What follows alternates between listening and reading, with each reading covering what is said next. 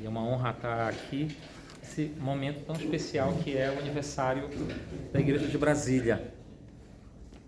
É bom a gente celebrar, é bom a gente poder ter esse momento de gratidão pela vida da igreja. A gente, no dia do aniversário, a gente celebra simplesmente a existência do outro.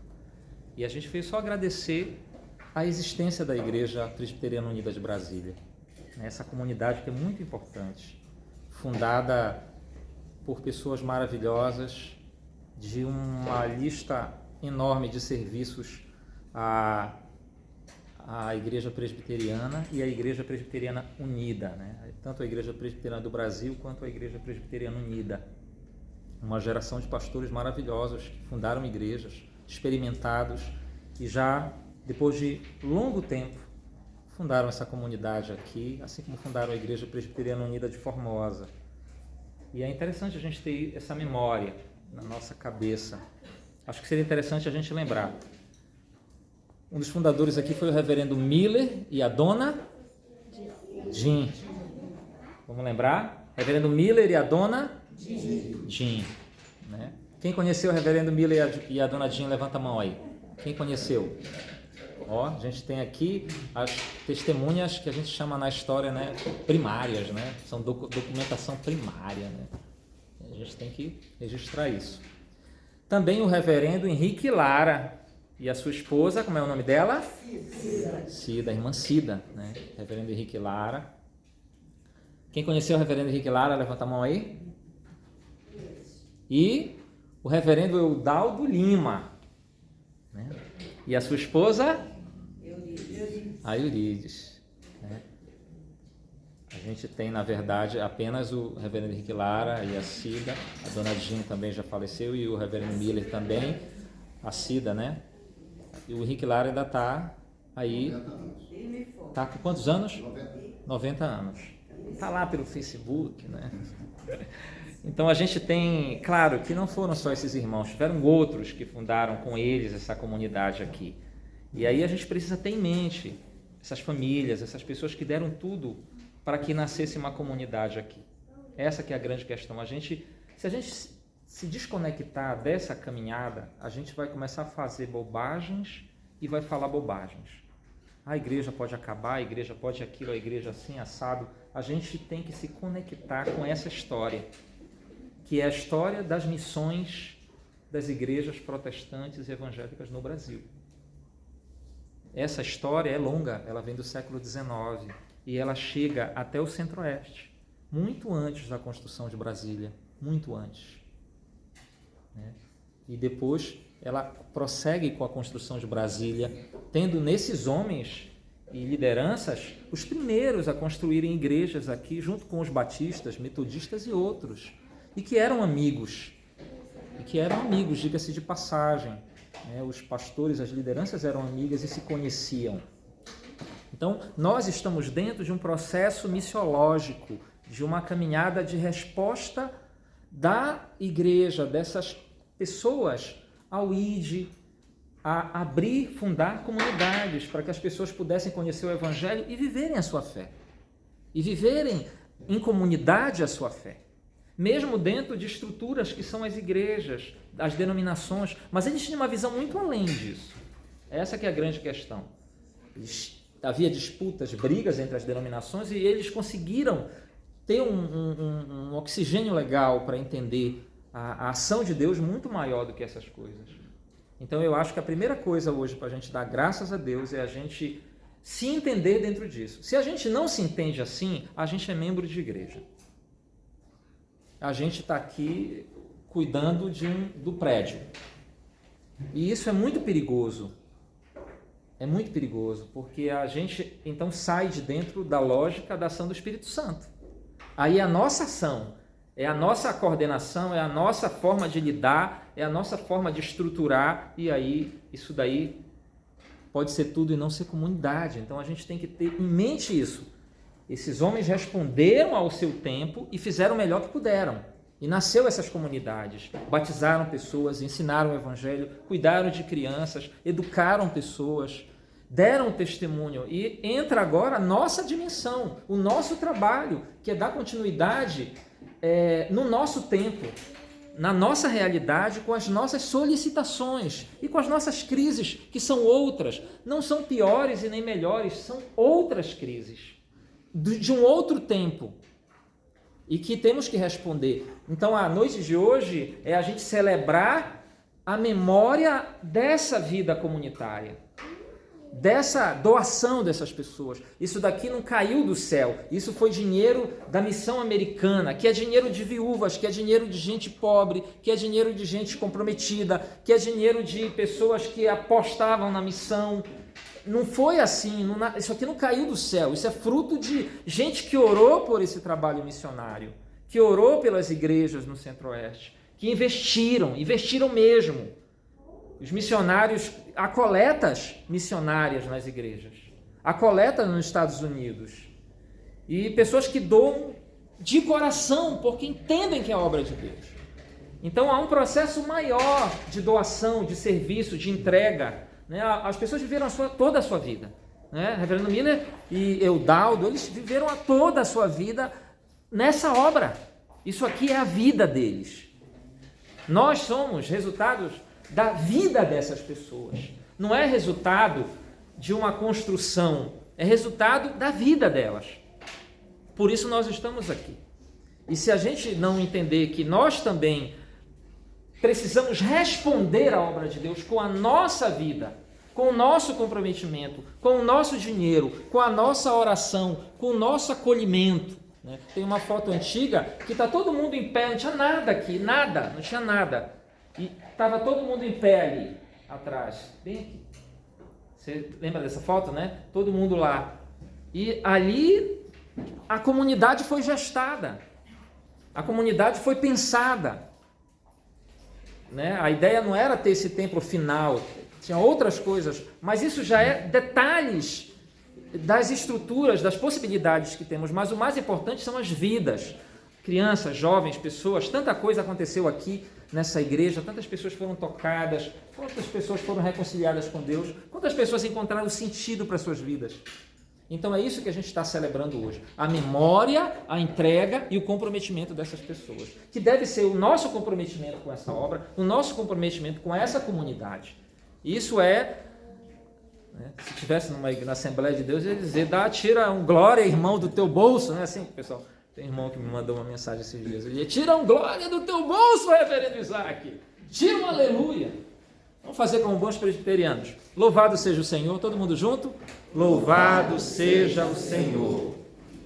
Isso é muito importante, a gente tem que ter isso em mente. E aí a gente pode então celebrar. É a primeira coisa que eu acho que a gente tem que ter em mente no nosso coração. Eu pensei em fazer uma reflexão como o tema da alegria.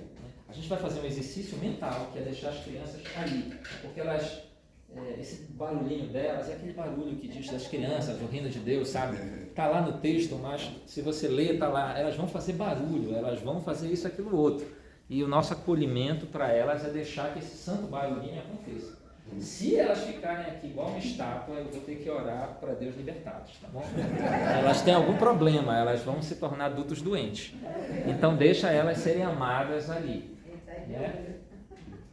Eu não vou nem falar de mim, né? Daqui a pouco a mamãe vai dizer que eu era comportado, não corria na igreja, não fazia nada. E o Lucas também, não fazia nada, só derramou a ceia. Tá bom. Então, vamos lá. Eu pensei em partilhar um pouco sobre a questão do texto da ressurreição. É um texto que vai nos iluminar, vai nos ajudar, né? Vai nos trazer uma luz para a gente celebrar hoje um coração mais alegre. Né? E eu pensei... no tema quando o ressuscitado chega, porque o ressuscitado chega na nossa vida. Quando o ressuscitado chega na nossa vida, tudo acontece. Esses missionários viram o ressuscitado, eles experimentaram, não é? Já pensou em entregar toda uma vida para a missão, como o reverendo Miller, né? E a dona Jean vieram para cá, não é? Anos 50, 60, 70, né? 80. Quando eu cheguei em Brasília, 2 anos antes, o reverendo Miller havia falecido. Né? Então, o ressuscitado apareceu para essas pessoas e revelou o amor dele para elas. E elas se entregaram. O ressuscitado, quando chega na nossa vida, ele muda tudo. ele muda os nossos horizontes, ele muda a nossa história de vida. Às vezes, alguns desses líderes, né, talvez o reverendo Eudaldo, a Cida, o Henrique Lara, a Eurídice, né? O Henrique Lara e a Cida e o Eudaldo e a Eurídice e a Dona Jean e o Miller talvez tivessem sonhos, projetos na sua adolescência, no início da sua juventude, mas o ressuscitado apareceu para eles e mudou a história deles. Essa que é a verdade.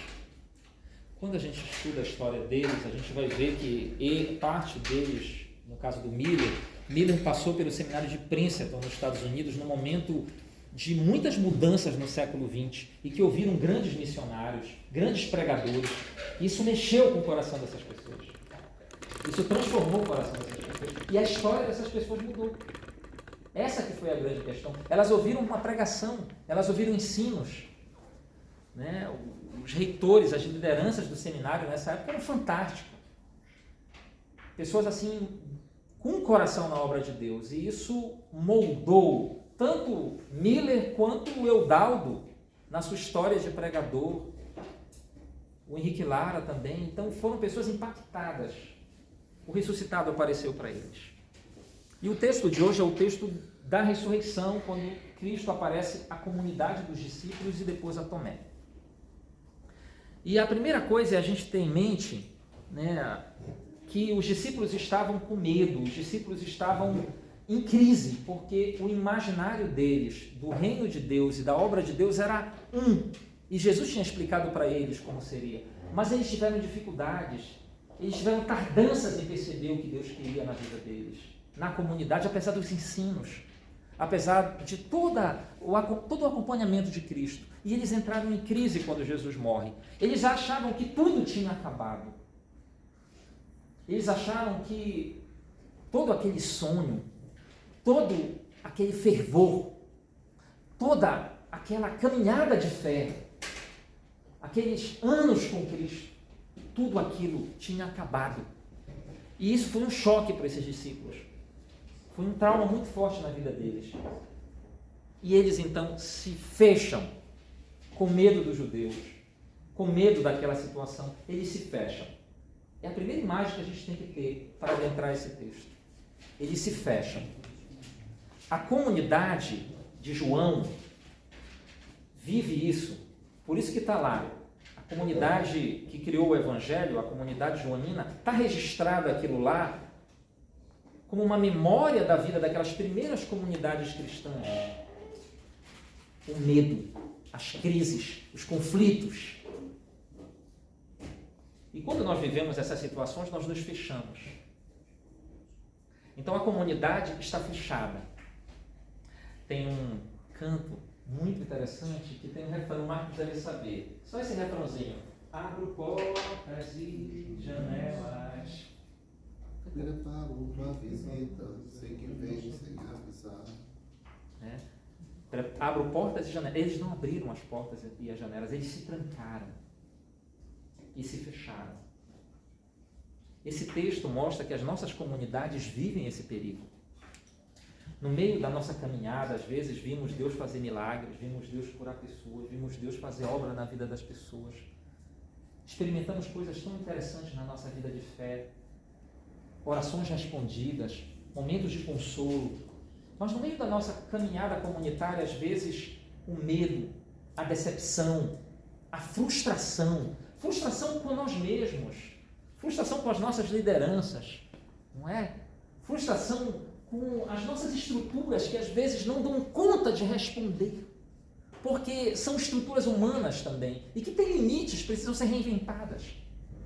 E as decepções, as crises fazem com que a gente se feche. E a gente se fecha as janelas e as portas e nos trancamos em nós mesmos. Às vezes vivemos um solilóquio, uma conversa interna entre nós mesmos, sem perceber a ação de Deus, a obra de Deus, porque é tudo decepção. Aqui na igreja de Brasília, passou um pastor que tentou tomar a igreja, um pastor maluco. Feriu muita gente, dividiu essa igreja. Pessoas que se decepcionaram aqui. Pessoas que se entristeceram. Eu achava que a igreja era isso. Eu achava que a presbiteriana era aquilo. Eu achava que vocês eram sérios. Eu achava que vocês tinham compromisso com Deus. Mas vocês não têm, vocês não amam, vocês... tantas situações, e situações reais. Não são situações quaisquer. São situações reais. E que nos fecham. E é interessante, que nos congelam. E que fazem com que percamos o tempo da caminhada, o ritmo da ação de Deus. Jesus tinha mandado os discípulos para Jerusalém. Jesus tinha mandado eles para a missão. Jesus tinha mandado para eles ter esperança que ele haveria ressuscitar. Ele haveria de ressuscitar. A primeira coisa é que o ressuscitado chega. E a primeira coisa que ele faz é nos levar do medo para a paz. É a primeira coisa. Quando o ressuscitado chega, ele nos tira do medo e nos conduz para o caminho da paz, para o shalom. Ele nos convida, ele vem e nos oferta a sua paz. A paz que diz, meu filho, a igreja é minha, a igreja não é tua. A paz que diz, meu filho, a família é minha, não é tua. A paz que diz, os meus planos não são os teus planos. Os meus projetos não são os teus projetos. A missão não é do teu jeito. A direção não é da tua forma. Isso não é no tempo teu. E ele nos oferta a sua paz. É a primeira coisa que ele faz. Ele tira-nos da situação do medo. O medo que somatiza, né? Que nos prende a nós mesmos. E que traz tristeza. E que alimenta até mesmo a depressão. O ressuscitado chega e transforma o medo. E ele diz, vamos, abram as portas, abram as janelas. Não interessa o que nós passamos, os sofrimentos, as decepções, as crises, o queixume. Por que não conseguimos aquilo? Por que não fazemos dessa forma? Ele nos dá paz. A paz que diz, para tudo. Sabe, um clique como aquele da televisão, quando a gente congela, para tudo. Eu cheguei, eu estou vivo, eu ressuscitei, a obra é minha, o reino é meu e é do meu jeito. Essa é a primeira coisa. Ele nos leva para a paz, aquela paz que nos dá a certeza de que estamos fazendo a obra dele e que podemos caminhar. Frágeis sim, fracos também, mas podemos caminhar. Podemos seguir a sua obra. É a primeira coisa. O Senhor Jesus nos leva para a paz. Ele tira o medo do nosso coração e ele nos dá a sua alegria. E é interessante, né? Tem um texto de Isaías que é maravilhoso. Tu conservarás em paz aquele cuja mente está em ti, porque confia em ti. Não é segurança em primeiro lugar, é paz. Porque a paz é outra coisa. A paz acalma o nosso coração. A paz faz com que a gente não sabe o que fazer, mas o Senhor diz, olha, eu vou fazer. E a gente confia no Senhor. É a primeira coisa que o Senhor faz. Ele chega no meio e ele dá paz. E ele dá duas vezes, porque os discípulos demoraram para entender, para compreender. Que é isso que a gente tem que ofertar. A igreja é o lugar da paciência. É o lugar que a gente experimenta relações aonde tem que ter paz, aonde tem que ter acolhimento, aonde o outro não se sinta com medo. Então Jesus, ele chega perto dos discípulos. A nossa comunidade só será um lugar de paz se a gente tiver acolhimento entre nós, se a gente tiver relacionamento entre nós. Não há igreja sem relacionamento, não há. Não há igreja à distância, não existe isso. A igreja é o lugar aonde eu ouço Deus falar comigo pelo irmão, pelo pastor, pelas lideranças, e elas me comunicam a paz. A Lucinéia e a Cris estavam lá na igreja de Formosa hoje, né? Elas conheceram uma das figuras mais maravilhosas que tem lá, que é a Dona Lili. Quando eu voltei a pastorear a igreja de Formosa, eu pedi assim, lá em Belém, quando eu fui pastor, lá em Ananideu, na primeira igreja unida da Amazônia, eu disse, Senhor, me dá pastor ou uma pastora que possa trabalhar comigo e que seja estudioso e que goste de fazer missão. E literalmente chegou o Nádio e a Silene, maravilhosos, dedicados, estudiosos, sabe? Poxa, a gente discutia teologia, a gente fazia trabalho de missão, a gente fazia projetos, era muito legal. Quando eu cheguei aqui em Brasília, eu disse ao Senhor, me dá um companheiro ou uma companheira para trabalhar, que seja estudioso, que esteja comigo, que goste, que seja paciente, que tenha paciência, principalmente comigo. E veio o reverendo Daniel. O reverendo Daniel gosta de estudar. O reverendo Daniel gosta de servir a igreja. E ele tem muita paciência comigo, gente. Muita paciência comigo. Eu acho que tem momentos que ele tem vontade, assim, de falar algumas coisas para mim. Ele fala para Deus. Aí quando chega comigo, já chega assim, sabe o eco? Chega bem devagarzinho, chega bem o eco. Aí eu ouço, né? E assim, literalmente, como eu pedi, o Daniel veio. Cheguei em Formosa e disse, Senhor, me dá alguém estudioso que trabalhe comigo e que seja assim, assado. Deus mandou a dona Lili de 79 anos. Muito simples. Veio de Minas há muitos anos para Formosa.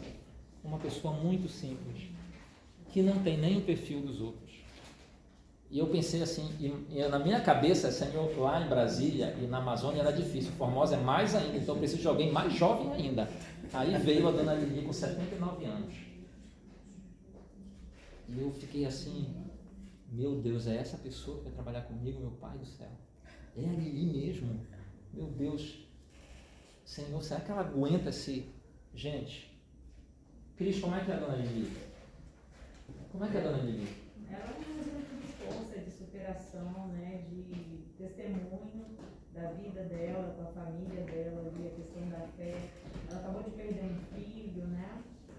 Está com outro se recuperando do Covid, mas ela fala em servir, em fazer o trabalho de Deus com alegria, e ela demonstrou para nós força, né? E assim, a gente ficou motivada, né? Vendo aquela pessoa daquela idade e com toda a sua família reunida, né? Num domingo bem cedinho.